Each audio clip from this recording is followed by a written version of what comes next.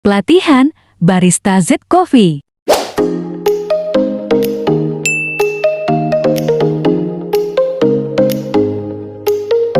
Pimpinan Basnas Kota Bukit Tinggi membuka acara pelatihan Barista Z Coffee, program Basnas. Dari Basnas kami buka dan kami titipkan kepada Mimo. Bismillahirrahmanirrahim.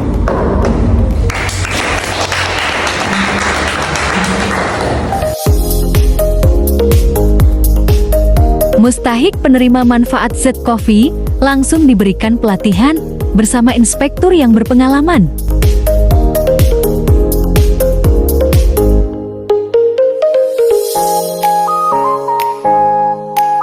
Pelatihannya berlangsung 2 hari agar mustahik menjalankan program Z Coffee ini bisa lebih profesional nantinya.